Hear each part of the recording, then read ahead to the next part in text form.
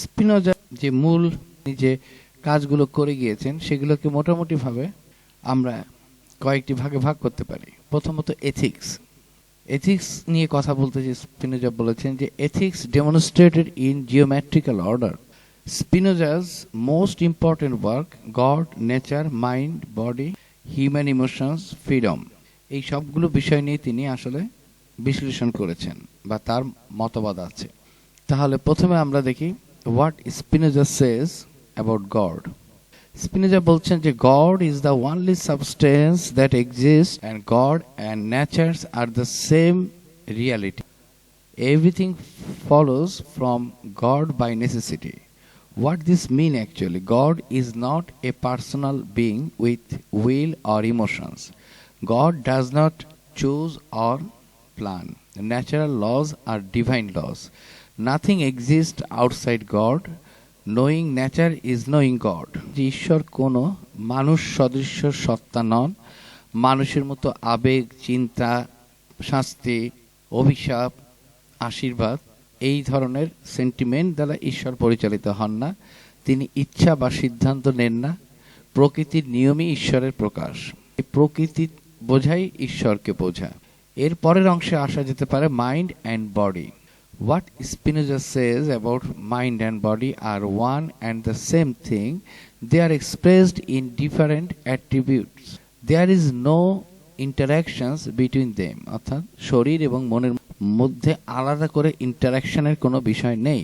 Nature and wisdom is equal two ঈশ্বর। Nature বলতে এখানে প্রকৃতি এবং প্রকৃতির যে নিয়ম, অল ওভার ইউনিভার্স যে নিয়মে চলে, যে নিয়মটি কথা বলে না কিন্তু নিয়মটাই হচ্ছে একটা কথা, নিয়মটাই হচ্ছে একটা ল্যাঙ্গুয়েজ।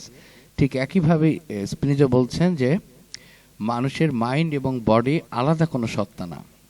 তার মানে হচ্ছে mind does not control the body, body does not create thoughts, mental and physical events run in parallel. Dualism is an error, humans are unified system. হচ্ছে দেহ এবং মন আলাদা কোনো সত্তা না, একে অপরের সাথে ইন্টারাকশন করতে পারে না বা ইন্টারাকশন করার সুযোগও নেই, যেহেতু তারা একটা সিস্টেমেরই অংশ এবং একে অপরের উপরে কোনো শাসন কাজও তারা পরিচালনা করে না। একই বাস্তবতার দুই প্রকাশ আসলে এটা। আত্মা এবং দেহকে বিভাজন করা ভুল।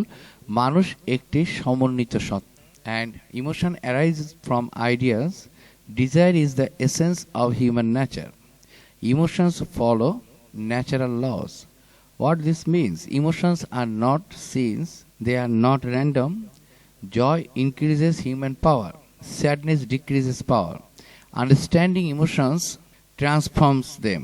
Understanding emotion transforms them. অর্থাৎ আমরা যখন আমাদের অনুভূতিগুলোকে আলাদাভাবে পারসেপশন দ্বারা সজ্ঞানে এটাকে বুঝতে পারি, তখন এটা পরিবর্তিত হয়ে যায়। অর্থাৎ সেটা ঠিক ওই ইমোশনের ওই পর্যায়ে থাকে না। এই কথাটা একটু ভাষাগতভাবে জটিল মনে হতে পারে, কিন্তু এটার এক্সপ্লানেশন খুব কঠিন কিছু না। এটাকে যদি ব্যাখ্যা করা হয় তাহলে এরকম দাঁড়াবে যে যখন আপনি আপনার আবেগকে বুঝতে পারেন বা বুঝতে চেষ্টা করেন এবং তখন আপনি বুঝে ফেলেন এবং তখনই আপনি তার কারণ, উৎস, নিয়ম সবগুলো বিষয়ে অবগত হয়ে যান এবং তখনই আবেগের প্রকৃতিটি বদলে যায়। যদি এটাকে ভেঙে বলা হয় তাহলে এভাবে বলা যেতে পারে, আমরা যখন রাগ, ভয়, ঈর্ষা অনুভব করি তখন সাধারণত কারণটা বুঝি না, বা রাগ যখন আমাদের মধ্যে কাজ করে তখন আমরা বুঝি না যে আমি কিন্তু এই মুহূর্তে রেগে যাচ্ছি এবং রাগের মাত্রাটা কত। ইনস্ট্যান্টলি এটা আমরা ফিল করতে পারি না। এই কারণেই না বোঝা অবস্থায় আবেগ আমাদেরকে নিয়ন্ত্রণ করে। এটাই স্পিনোজার ভাষায় প্যাসিভ ইমোশনস। কিন্তু যখন আপনি বুঝতে পারেন যে কেন রাগ হচ্ছে, কি কারণে ভয়, এটা কোন পরিস্থিতির স্বাভাবিক ফল, তখন আবেগ আর অন্ধ থাকে না, বুদ্ধির একটি আলো পায়। আর সেই মুহূর্তেই আবেগটা দুর্বল হয় বা রূপ বদলায়। তার মানে রাগ সমান সমান রাগ থেকে আমাদের মানে এই যে ট্রান্সফরমেশনটা হচ্ছে, তাহলে রাগ যখন আমি বুঝে যাব তখন সেটা সচেতন একটি সিদ্ধান্ত হবে। ভয় যখন আমি বুঝতে পারবো আমি ভয় পাচ্ছি, এটাকে ব্যাখ্যা করব, যুক্তি দিয়ে ব্যাখ্যা করব, ভয়টা সতর্কতায় রূপান্তরিত হবে। ঈর্ষা যখন আমি বুঝতে পারবো আমার মধ্যে ঈর্ষা কাজ করছে, তখন সেটা ট্রান্সফর্ম হয়ে বোঝাপড়ার দিকে রূপ নেবে। তাই স্পিনোজা বলেন যে আবেগ দমন করতে হবে না, আবেগকে বুঝতে হবে, তাহলেই তা বদলে যাবে। আবেগ পাপ বা নৈতিক ত্রুটি নয়, এগুলো এলোমেলো না। আনন্দ শক্তি বাড়ায়, দুঃখ শক্তি কমায়। আবেগ বোঝাই আবেগ নিয়ন্ত্রণের পথ, এবং আবেগকে তিনি কোনো এলোমেলো বা কার্যকর নিয়মের বাইরের কোনো ঘটনা হিসেবে দেখতে রাজি নন। প্রতিটি আবেগের পিছনে কার্যকর নিয়ম বা কারণ থাকে। আমরা অনেক সময় সেই কারণটা খুঁজি না, কিন্তু যখনই কারণটা খুঁজে বের করতে পারবো তখন আবেগের ওই ইন্টেন্সিটি থাকবে না, আবেগটা তখন অন্য একটা ফর্মে ট্রান্সফর্ম হবে। পর স্পিনোজা ফ্রিডম নিয়ে কথা বলেন। ফ্রিডমের সাথে ফ্রি উইল শব্দটি জড়িত। তিনি বলেন free will is an illusion, everything happens by necessity, freedom comes through understanding. Actually, what this means, humans feel free because they ignore causes. Freedom is not choice without cause. Knowledge removes fear. Reason aligns us with nature. Freedom is self-knowledge. মানুষ কারণ না জানায় নিজেকে স্বাধীন ভাবে। খেয়াল খুশি স্বাধীনতা নয়, জ্ঞান ভয় দূর করে। মুক্তি মানুষকে প্রকৃতির সাথে মিলায়। নিজেকে জানা মানেই প্রকৃত মুক্তি, নিজেকে জানা মানেই প্রকৃত মুক্তি।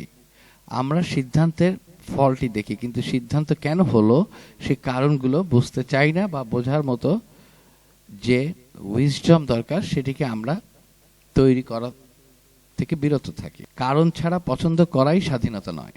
হঠাৎ ইচ্ছে আবেগ বা তাড়নায় করা সিদ্ধান্ত আসলে স্বাধীনতা না, ওগুলো কারণ দ্বারা চালিত। জ্ঞান ভয় দূর করে। যখন আমরা বুঝতে পারি কেন কিছু ঘটছে তখন অজানা ভয় কমে যায়। যুক্তি মানুষকে প্রকৃতির নিয়মের সাথে মিলিয়ে দেয়। যুক্তি আমাদের শেখায় যে আমরা প্রকৃতির বাইরে না, আমরা তারই অংশ। আমাদের যুক্তি এবং আমাদের উইজডম যদি আমরা প্রকৃতির যে নিয়ম, চারিদিকে প্রকৃতির যে নিয়ম আমাদের জন্য নিদর্শন হয়ে আছে, তার সাথে মিলিয়ে না তৈরি করি, তাহলে আমাদের চিন্তা এবং বুদ্ধির যে একটা লিমিটেশন, সেই লিমিটেশনের মধ্যে আমরা আটকে থাকব। আর এইখান থেকে বের হনোর এবং যুক্তিকে উইজডমের সাথে যোগ করে এটাকে পরিপূর্ণতা দেওয়াটার জন্যই আসলে প্রাকৃতিক নিয়ম এবং প্রাকৃতিক নিয়মের যে দৃষ্টান্ত আমাদের চারিদিকে ছড়িয়ে আছে সেটি আমাদের রেফারেন্স হওয়া উচিত। সুতরাং যুক্তি মানুষকে প্রকৃতির নিয়মের সাথে মিলিয়ে দেয়। যুক্তি আমাদের শেখায় যে আমরা প্রকৃতির বাইরে না। নিজের স্বভাব সীমা ও কারণ বোঝা, এটি স্পিনোজার কাছে সত্যিকারের মুক্তি। আমি যা করছি কেন করছি, যা করছি সেটা কোন কারণের জন্য করছি, এবং যা করছি তার নাম কি, এই জিনিসগুলো যদি মানুষ তার মধ্যে হতে থাকা চিন্তা এবং তার কর্মকাণ্ড প্রতিটার সাথে এই প্রশ্নগুলোকে সংযুক্ত করে নেয়, তখনই মানুষ একটি নৈতিক বা একই সাথে যুক্তিসম্মত একটি পদ্ধতি দ্বারা সে জ্ঞান অর্জন করতে পারে। তাহলে এটা সার কথা হচ্ছে, স্বাধীনতা মানে যা খুশি করা নয়, স্বাধীনতা মানে কেন করছি তা জানা। আর থিওলজিক্যাল পলিটিক্যাল ট্রিটিস, এটি স্পিনোজার আরেকটি থিওরি, সেটি হচ্ছে theological and political treaties. Latin ভাষায় এটাকে বলা হচ্ছে যে ট্রাক্টেটাস থিওলজিকো পলিটিকাস। ধর্ম, রাজনীতি, স্বাধীনতা, রাষ্ট্র এসব নিয়ে এটি কথা বলে, এবং অনেক সময় এটাকে অতীতের একটি র্যাডিক্যাল চিন্তা বলে ধরা হতো। কেন এটিকে র্যাডিক্যাল মনে করা হতো? এটি খুব প্রভাবশালী ছিল তার এই যে কনসেপ্টটি। আচ্ছা, এর পরেরটি আছে পলিটিক্যাল ট্রিটি। ল্যাটিনে বলা হচ্ছে ট্রাক্টেটাস পলিটিকাস। রাষ্ট্রের কাঠামো, গণতন্ত্র, রাজনীতি অসম্পূর্ণ কিন্তু গুরুত্বপূর্ণ বই। তিনি পলিটিক্যাল ট্রিটিসের মধ্যে রাষ্ট্রের কাঠামো এবং গণতন্ত্র নিয়ে কথা বলেছেন, এবং তিনি বলেছেন যে রাষ্ট্রের কাঠামো এবং গণতন্ত্র ও রাজনীতি তিনটিকে এক করলে যে বিদ্যা বা যে থিওরি আমরা পাই বর্তমান সময় অনুযায়ী, সেটি অসম্পূর্ণ কিন্তু খুবই গুরুত্বপূর্ণ। অসম্পূর্ণ বলতে কি বোঝানো হয়েছে? আসলে এখানে দুইটা ভাগে আছে, যে তার চিন্তাটা পরিপূর্ণভাবে তিনি শেষ করতে পারেননি, তার আগে তিনি মারা গিয়েছিলেন। আর যদি তার বক্তব্য থেকে ধরা হয় তাহলে বলা যেতে পারে যে গণতান্ত্রিক ব্যবস্থা এবং গণতন্ত্র এবং রাষ্ট্র ব্যবস্থা এখনো পর্যন্ত স্পিনোজার যে থিওরি, সেখানে পরিপূর্ণতা পুরোপুরিভাবে এটা পরিপূর্ণ হতে পারেনি, এখন এটা আংশিক। কিন্তু এটাই হচ্ছে সর্বোত্তম পদ্ধতি এবং একমাত্র রাইট পদ্ধতি। মূলত স্পিনোজা এই বই লিখতে শুরু করেছিলেন কিন্তু মৃত্যুর কারণে শেষ করতে পারেননি। তাই অনেক অংশ খসড়া বা অর্ধেক লেখা, কিছু ধারণা সম্পূর্ণভাবে প্রকাশিত হয়নি। বিশেষ করে কিছু রাজনৈতিক কাঠামো, স্বাধীনতা এবং ধর্মের ভূমিকা নিয়ে তার বিশ্লেষণ পরিপূর্ণ রূপ পাওয়া যায় না, পরিপূর্ণ রূপে শেষ হয়নি আসলে। তবু এটি গুরুত্বপূর্ণ এবং এটি তাকে দার্শনিকদের মধ্যে এবং দার্শনিক এবং রাষ্ট্রবিজ্ঞানী হিসেবে একই সাথে জীবন সম্পর্কিত একজন স্কলার হিসেবে তাকে প্রতিষ্ঠিত করেছিল। কাজে অসম্পূর্ণ হলেও স্পিনোজার গণতান্ত্রিক চিন্তা, ধর্ম ও রাষ্ট্রের সীমা, ক্ষমতার বন্টন সবকিছু তিনি ব্যাখ্যা করেছেন। আধুনিক রাজনৈতিক দর্শনের জন্য এটি মূল সূত্রের মতো কাজ করে। যেমন শাসকের ক্ষমতা সীমিত হবে, জনগণের স্বাধীনতা ও নিরাপত্তা থাকবে, ধর্মকে রাজনীতি থেকে আলাদা রাখতে হবে। এবং ইতিহাসে এটি স্পিনোজার রাষ্ট্রতত্ত্ব বোঝার অন্যতম প্রধান উৎস। ট্রিটিজ অন দ্য ইমেন্ডেশনস, এই ইমেন্ডেশন সাধারণত মানেটি হচ্ছে সংস্কার বা সংশোধন। তাহলে ট্রিটিজ অন দ্য ইমেন্ডেশন মানে সংস্কারের পদ্ধতিটাকে চালু রাখা বা সংস্কার এবং সংশোধনের সাথে চুক্তি করা। এটার ল্যাটিন শব্দ হচ্ছে ট্রাক্টেটাস ডি ইন্টেলেক্টাস ইমেন্ডেশন, অর্থাৎ জ্ঞান, সত্য ও চিন্তার পদ্ধতিকে এক করে কিভাবে মানুষ সত্যে পৌঁছাবে। তিনি বলছেন শক্তির সীমাবদ্ধতা। মূলত শক্তির সীমাবদ্ধতা বলতে এখানে তিনি বুঝিয়েছেন শাসকের শক্তির সীমাবদ্ধতা, অর্থাৎ তিনি বলতে চান যে শাসকের শক্তিকে সীমাবদ্ধ রাখতে হবে। মানুষকে দমন করা এবং ইচ্ছে মতো শাসন করা যাবে না। রাজনীতি হবে প্রকৃতি এবং ন্যায়ের নিয়ম মেনে। এরপরে তিনি ডেমোক্রেসি নিয়ে বলছেন যে জনগণকে ক্ষমতা এবং অংশগ্রহণের সুযোগ দিতে হবে। গণতন্ত্র মানে সবকিছু চূড়ান্ত না, কিন্তু মানুষের নিরাপত্তা নিশ্চিত। অর্থাৎ গণতন্ত্র কোনো এমন মতামত দেয় না যেটা কোনো আপনাকে বেহেশতে নিয়ে যাবে কিংবা আপনার জীবনকে সুখময় করবে, কিন্তু গণতন্ত্রের সর্বনিম্ন যে স্তরটি আছে, যেটি দিয়ে গণতন্ত্র শুরু হয়, সেটি হচ্ছে মানুষের সাধারণভাবে বেঁচে থাকার এবং জীবনযাপনের নিশ্চয়তা, তাদের ভয়মুক্ত পরিবেশে জীবন ধারণের নিশ্চয়তা। এটি শান্তি এবং স্থায়িত্বের জন্য গুরুত্বপূর্ণ। ধর্ম এবং রাজনীতি নিয়ে তিনি বলতে যে বলেন যে ধর্মকে অবশ্যই রাজনীতির বাইরে রাখা উচিত। শাসক বা রাষ্ট্রকে যুক্তি এবং বাস্তবতার ভিত্তিতে কাজ করতে হবে। ধর্মের অজানা ভয় বা প্রভাব রাজনীতিকে বিভ্রান্ত করতে পারে। তিনি বলেন ধর্মকে রাজনীতির বাইরে রাখতে হবে, কারণ সেটি যদি আমরা রাজনীতি প্রবেশ করাই এবং সেইভাবে যদি রাষ্ট্র পরিচালনা করি, তাহলে একই সাথে বিভ্রান্তি এবং ভয় রাষ্ট্র ব্যবস্থাপনাকে ভেঙে দিতে পারে। কারণ প্রচলিত ধর্মগুলোর মধ্যে ভয় ওয়ান অফ দ্য কম্পোনেন্টস, যেটা ধর্মে ব্যবহার করা হয়েছে। ঈশ্বর কনসেপ্ট থেকে এখানে ভয়ের বিষয়টি এসেছে। তাহলে শাসক এবং রাষ্ট্রকে যুক্তি ও বাস্তবতার ভিত্তিতে কাজ করতে হবে। সাধারণ মানুষ ও নিরাপত্তা, কমন পিপল অ্যান্ড সিকিউরিটি। রাষ্ট্রের মূল লক্ষ্য নাগরিকদের নিরাপত্তা এবং স্বাধীনতা নিশ্চিত করা। সাধারণ মানুষকে অত্যাচারের থেকে রক্ষা করা প্রথম দায়িত্ব। নিরাপত্তা থাকলে শান্তি এবং আইন শৃঙ্খলা বজায় থাকে। ক্ষমতা বন্টন, এই বিষয়ে বলতে যে তিনি বলেন ক্ষমতা এক ব্যক্তি বা গোষ্ঠীর হাতেই থাকা উচিত না। শক্তি বিভক্ত এবং নিয়ন্ত্রিত হলে শোষণ কমে যায়। অর্থাৎ শক্তির যে উৎস, সেটাকে এক কেন্দ্র থেকে বহু কেন্দ্রিক যত বেশি করা যাবে, তত বেশি শোষণ মুক্ত সমাজ গড়া যাবে। আইন, জনগণ এবং শাসক তিনের মধ্যে ভারসাম্য থাকা দরকার। Principles of Cartesian philosophy. এখানে স্পিনোজার কিছু চিঠি আছে, এগুলো তার চিন্তাভাবনা বোঝার জন্য গুরুত্বপূর্ণ। এটি স্পিনোজার সময়ের সব থেকে বিতর্কিত এবং সব থেকে বিপ্লবী বই ছিল, যার নাম ছিল দ্য থিওলজিক্যাল পলিটিক্যাল ট্রিটিস। স্বাধীনতা, ধর্ম, রাষ্ট্র এবং মানুষের চিন্তার স্বাধীনতা নিয়ে এটি লেখা হয়েছিল। এবং এখানেই তিনি বলেন যে ধর্ম এবং রাজনীতি আলাদা হওয়া উচিত। স্পিনোজা বলে ধর্ম মানুষকে নৈতিক হতে এবং ধর্ম মানুষকে নৈতিক জীবনযাপন এর পদ্ধতি শেখায় বা নৈতিক হতে শেখায়, বা রাজনীতি রাষ্ট্র চালায়। তাহলে একটা নৈতিক মানুষকে নৈতিক হতে শেখায়, রাজনীতি রাষ্ট্র পরিচালনা করে। আমরা যদি ধর্মকে রাজনীতিতে ঢুকিয়ে দেই, তাহলে গুলিয়ে ফেলি, তাহলে অত্যাচার আসবে। পবিত্র গ্রন্থকে ইতিহাস সমালোচনার চোখে পড়তে হবে। তিনি বলেন যে ধর্মগ্রন্থগুলোকে অবশ্যই ধর্মগ্রন্থ থেকে আমাদের জ্ঞান অর্জন করতে হবে, কারণ ধর্মগ্রন্থের মধ্যে ইতিহাস এবং আরো অনেক কিছু আছে। কিন্তু ধর্মগ্রন্থকে যদি আমরা ইউনিভার্সাল ট্রুথ বা যেটা প্রমাণিত সত্য বলে ধরে নেই, তাহলে আমাদের জীবন কল্যাণময় না হয়ে আরো অস্পষ্টতায় থেকে যাবে। এবং এরপরে তিনি বলেন বাইবেল কোন জায়গায় ইতিহাস, কোন জায়গায় রূপক, এটি গবেষণা করে দেখতে হবে, অন্ধবিশ্বাস নয়। মানুষকে চিন্তার স্বাধীনতা দিতে হবে। রাষ্ট্র যদি চিন্তা বা মত প্রকাশ নিয়ন্ত্রণ করে তাহলে রাষ্ট্র দুর্বল হয়ে যায়, শক্ত হয় না।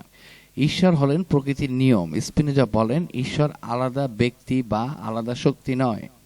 আমরা আমাদের চারিপাশে যে প্রকৃতির নিয়মগুলো দেখতে পাই, যে নিয়ম দ্বারা আমাদের জন্ম, মৃত্যু, প্রাকৃতিক জগৎ পরিচালিত হয়, পুরো বিশ্ব ব্রহ্মাণ্ড তৈরি হয় এবং ধ্বংস হয়, সেটাই হচ্ছে ঈশ্বর। ঈশ্বরকে এর বাইরে আলাদা করে কোনো সত্তার মাধ্যমে খুঁজে পাওয়ার কোনো সম্ভাবনা নেই। ঈশ্বর হলেন প্রকৃতির নিয়ম। স্পিনোজা বলেন ঈশ্বর আলাদা ব্যক্তি নন। ঈশ্বর is equal to nature is equal to universe. গণতন্ত্রই সব থেকে যুক্তিসঙ্গত রাষ্ট্র ব্যবস্থা, রাজতন্ত্র বা ধর্মীয় শাসন নয়। মানুষের স্বাধীনতা রক্ষা করতে গেলে গণতন্ত্রই সেরা। আমরা এখন স্পিনোজা এবং অ্যারিস্টটলের যে ফিলোসফি সেটা নিয়ে একটু দেখতে পারি।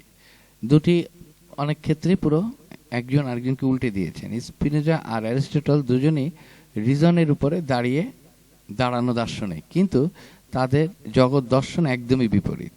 অ্যারিস্টটলের কাছে নেচার ইজ ইকুয়াল টু উদ্দেশ্যপূর্ণ, অর্থাৎ টেলিওলজি, আর স্পিনোজার কাছে নেচার হচ্ছে উদ্দেশ্যবিহীন একটি বিষয়।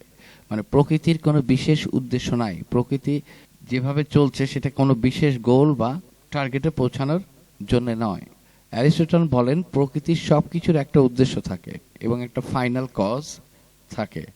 মানুষ, পশু, পদার্থ সবই নিজের উদ্দেশ্যের দিকে এগিয়ে যাচ্ছে। স্পিনোজা বলে এটা সম্পূর্ণ ভুল, প্রকৃতির কোনো উদ্দেশ্য নেই। মানুষ নিজের সীমাবদ্ধতা দিয়ে পৃথিবীকে জাজ করে বলেই সে উদ্দেশ্য খোঁজে।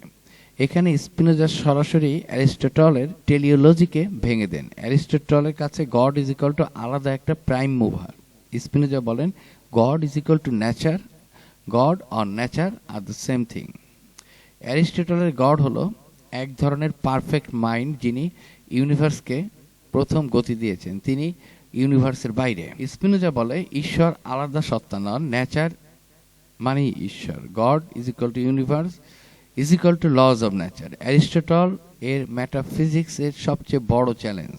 Aristotle substance is equal to 3 ভাগে ভাগ করা যায়। অ্যারিস্টটলের সাবস্টেন্সকে 3 ভাগে ভাগ করা যায়, ফর্ম, ম্যাটার, ইন্ডিভিজুয়াল সাবস্টেন্স। স্পিনোজার সাবস্টেন্স হচ্ছে একটি, সেটি হচ্ছে গড অ্যান্ড নেচার। তার মানে অ্যারিস্টটলের গড হচ্ছে ফর্ম, ম্যাটার, ইন্ডিভিজুয়াল সাবস্টেন্স, আর স্পিনোজারটা হচ্ছে গড অ্যান্ড নেচার, এটার মধ্যে সীমাবদ্ধ।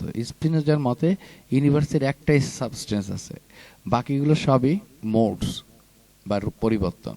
এই ধারণা অ্যারিস্টটলের বহু সত্তার তত্ত্বকে ভেঙে দেয়। অ্যারিস্টটল বলেন যে মানব আবেগ অনিয়ন্ত্রিত, নৈতিক প্রশিক্ষণে নিয়ন্ত্রণ করতে হয়। স্পিনোজার মতে আবেগ জ্ঞানের নিয়মে আবদ্ধ, কারণ বুঝলেই এর থেকে মুক্তি পাওয়া যাবে, একে দমন করার কোনো বিষয় নেই। সুতরাং অ্যারিস্টটলের নৈতিকতা হচ্ছে habit is equal to virtue, habit is equal to virtue. স্পিনোজার কাছে নৈতিকতা হচ্ছে knowledge is equal to understanding. অ্যারিস্টটলের নৈতিকতা হ্যাবিট, অভ্যাস এবং গুণ, আর স্পিনোজার নৈতিকতা হচ্ছে জ্ঞান এবং আন্ডারস্ট্যান্ডিং, জ্ঞান এবং বোঝা। স্পিনোজা বলেন মানুষ তার আবেগকে রিজন দিয়ে চিনলে মুক্ত হতে পারে। নৈতিকতা কোনো অভ্যাস বা গুণ নয়, এটি হলো বাস্তবকে সঠিকভাবে জানা। অ্যারিস্টটলের ভার্চু এথিক্সকে মূলত স্পিনোজার থিওরি চ্যালেঞ্জ করে। অ্যারিস্টটল মানুষ প্রকৃতির কেন্দ্র এবং উদ্দেশ্যপূর্ণ সত্তা। স্পিনোজা বলেন মানুষ প্রকৃতির মাত্র এক অংশ, কোনো বিশেষ মর্যাদা সম্পন্ন সত্তা হিসেবে তাকে গণ্য করার কোনো কারণ নেই। অ্যারিস্টটল মানুষকে রেশনাল অ্যানিম্যাল হিসেবে বিশেষ মর্যাদা দেয়। স্পিনোজা বলে মানুষ প্রকৃতির এক ছোট ঘটনা, নেচার কাউকেই অগ্রাধিকার দেয় না, নেচারের কাছে সবই সমান। এটাই মূলত অ্যারিস্টটলের যে অ্যানথ্রোপোসেন্ট্রিজম সেটি ভেঙে দেয়। সুতরাং এক লাইনে বলা যায় স্পিনোজা অ্যারিস্টটলের পুরো দর্শনকে বদলে দেন। নেচারকে উদ্দেশ্যহীন, গডকে ইউনিভার্সের সমান এবং মানুষকে প্রকৃতির একটা সামান্য অংশ হিসেবে তিনি ব্যাখ্যা করেন।